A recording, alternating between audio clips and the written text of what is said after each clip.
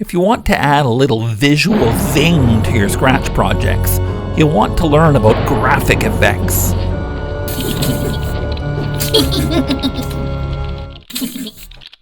Graphic effects are visual tweaks that you can apply to any sprite in Scratch to change its color, transparency, and other attributes.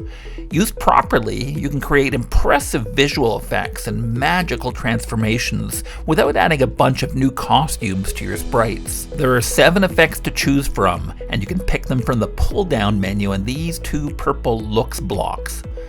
Let's check out the ghost effect, one of the most useful graphic effects, and see how it works.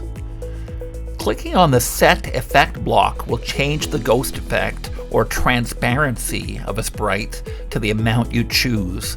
100 is completely invisible, 0 is completely visible, and numbers between 0 and 100 make your image partially transparent. The Change Effect block makes gradual changes to the visual effect you've chosen. Placing this block inside a repeat loop will make your sprite gradually fade away until it's invisible. Change it to a negative number, and your sprite slowly fades back in. If you want to change the speed of the effect, try playing with the numbers. If I change the effect by only 1% and change the number of repeats to 100, I can get from 0 to 100 and back again much more gradually. Another really useful graphic effect is brightness. Crank this setting up to 100 to make any object pure white. You can also use negative numbers to make your objects darker and darker until they turn black. You can use this effect to turn day into night.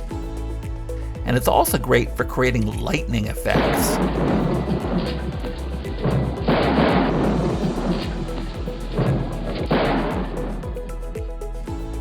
The color effect block is really useful for recoloring sprites so that different copies of the same sprite look different from each other. You can also use this effect for creating text or backgrounds where the color is constantly shifting. Try playing around with some of the other effects and see what you can make. I feel the liftoff. The clock has started. Roger.